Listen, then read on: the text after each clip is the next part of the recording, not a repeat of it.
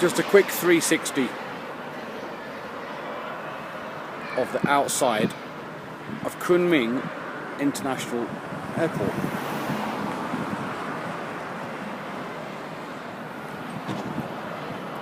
It's like a skate park. It's like a giant skate park stuck to the outside of an airport. Oh, there's another one.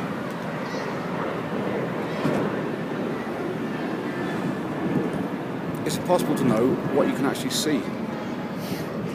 Try it. If anyone's got an iPad, go outside with it, hold it up to the sun, do selfie type videos so that you can't see, so that the sun, like that, reflects right in your screen, right in your eyes. You can't see a single thing. Even if you put sunglasses on, it's even darker. But there's some pretty nice, I won't say pretty nice scenery, but it's, you know, it's buildings and roads and traffic and hills. But I mean,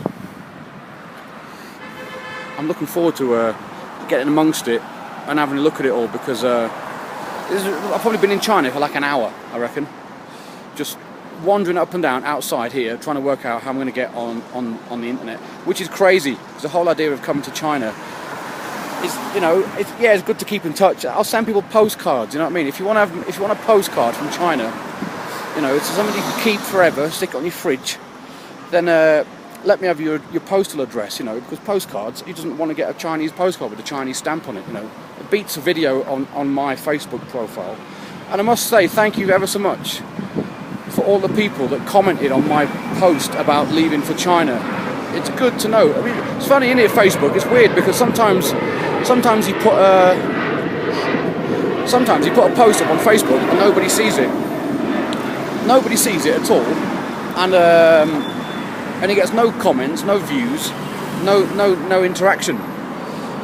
And then sometimes you put a post on Facebook like that one about going to China, and there's like hundreds of comments, hundreds of likes, from people that I don't even know, which is fantastic, you know. It just goes to show, you know. I just wanted to say thanks, because I was really grateful for that, you know. Obviously, for that 12 hours between writing it and kind of getting to Heathrow and getting on the, you know, the underground. Obviously, no internet on the underground. Once you're on the flight, that's it. No internet for 12 hours, and it was during sort of that first stage of the journey. As I got to, when I got to Bangkok Airport, I could log on to Bangkok Airport Wi-Fi, no problem, which I did. Which is why I was able to see that it had so many comments and all the rest of it. But it meant a lot to me, that did. It really did. There's one behind me.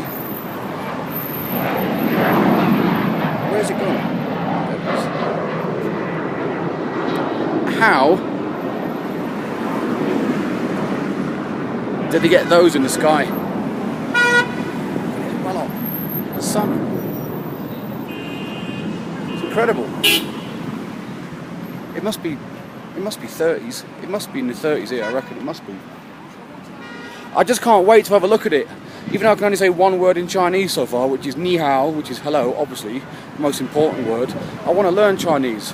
You know, I'm going to do them a swap from me learning English. Me teaching English to these children. I'm going to get some tutoring. You can't live in a country for a year, being able to say one word.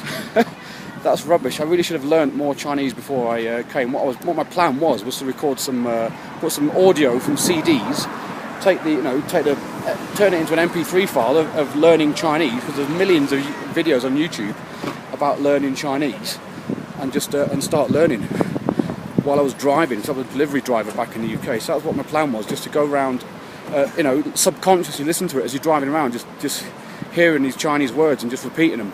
I never got around to doing it. My delivery life was, you know, you set off at 4 o'clock one morning, you get back at midnight 2 days later. You know, I was literally running out of time. But Yunnan is the name of the province, in case you're wondering. It's one of the most, I've been told by the Chinese girl I just met in there from America, it's one of, not the most underdeveloped, but it's one of the most like traditional and typically Chinese looking provinces. A province, you know, like a county. The one I'm going to, the one that's by the beach, this is where I was going to live. Yunnan province, in Kunming. This is where, up until yesterday, I was going to live there. This was about to be my final destination. But look, there's one. Sorry, I just get excited by aeroplanes.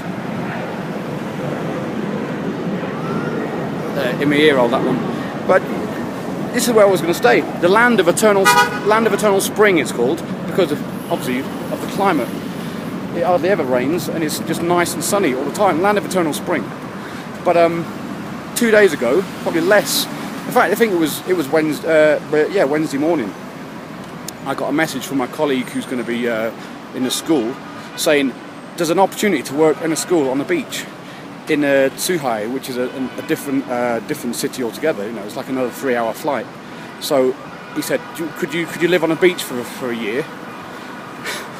Silly question, really, but I was like, yeah, man. I mean, I was grateful to be anywhere, any part of China would be incredible. You know, the most ancient civilization in the world. You know, one of those places where you just have to see at one stage in your life. You know, and I was really grateful. He said, yeah, come down. You know, I'll pay for the flight. I'd already booked my flight to Kunming from Heathrow to Kunming. I'd already bought that because that's where they told me I was going. You know, for months and months, that was the place that I was going to be living here. I was going to be living right there.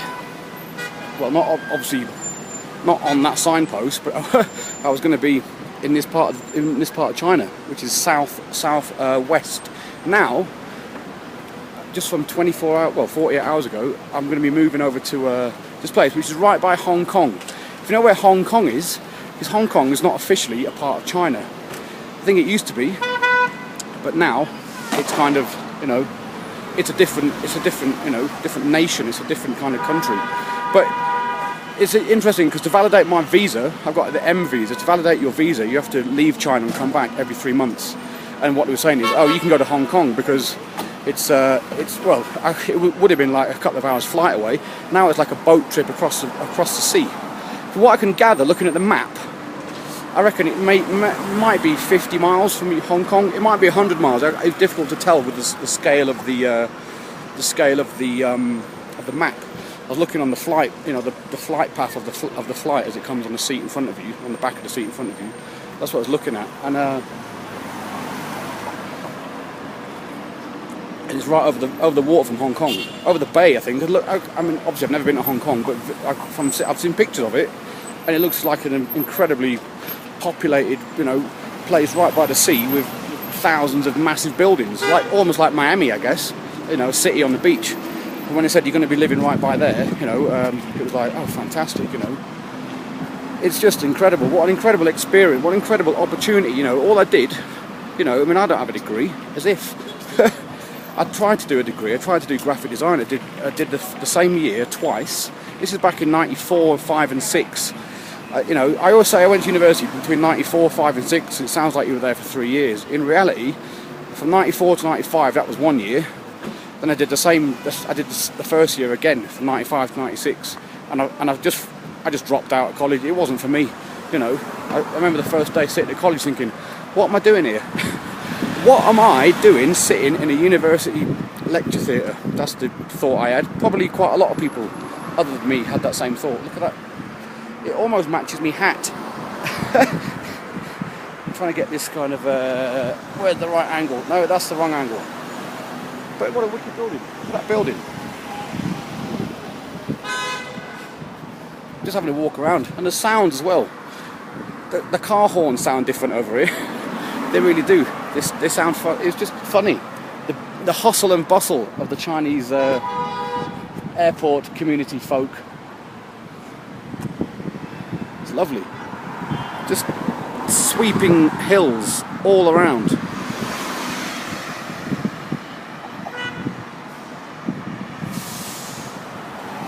That reminds me of the top of Central Park when there's all them big buildings with billboard sort of advertising hoardings on the top of them. You don't often get, as it says, best. I don't know what it means, best what? I don't know, maybe it's an old sign and some of it's fallen off, but I mean, that's what it reminded me of. But it's just beautiful countryside. And obviously the more places I visit, the more I'm going to see and the more I'm going to do and the more videos I'm going to make. Even if I can't do live videos, which ain't the end of the world, because before Facebook and Live and Periscope and all that, I was a YouTube master. And obviously there's still going to be loads and loads of video broadcasting and sharing websites out here. Just because you can't get YouTube, or not that you can't, but it's not as popular as it is in the UK or USA, you know. this girl was telling me, you know, like the Chinese internet is vast. You know, it might not be the, you know, the English website, like I said, the English websites might not be as popular over here, obviously, because, funny enough, we're not in England. But the Chinese social media, she said, it's absolutely enormous, you know. It's amazing by this building. How about that for a half pipe, girls? Do you reckon you can get up there and do a couple of ollies, a couple of 360s, and some of them skateboard tricks he used to be quite good at. He probably still are, actually. But,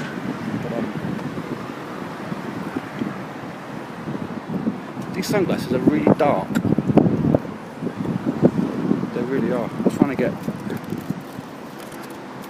the reflection of the building, of the airport. No, I can't make it work. It's really hard to see the screen. Try it.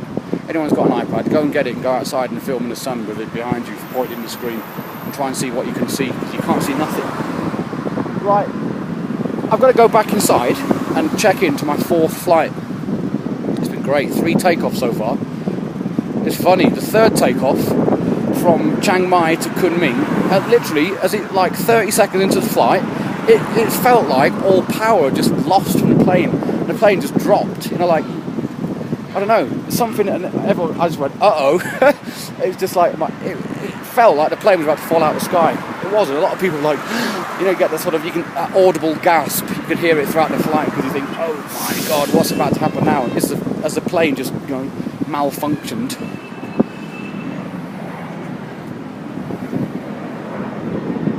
Where is it going to come? There it is. Aeroplanes, aren't they brilliant? Everyone can tell me how aeroplanes work, let me know, because I'm fascinated by them. How does something that weighs, you know, thousands of tons fly through the sky, you know? Get a piece of tin foil that weighs like micrograms and drop it, it falls to the floor. You know, I know it's all science and lift and speed and gravity and all that stuff, but for the first couple of hours in China, I mean, what, you know, there were worse places to come, to be dumped outside a building, it looks like this, and have to spend a couple of hours there. I mean, I you know, I could do a video inside, but it's just McDonald's and Burger Kings and stuff. It's like I don't eat that sort of food, you know, no matter how much of the novelty factory is. Go, oh look, look what they got. Les Cadbury's Fingers. That's what I've actually been trying to find.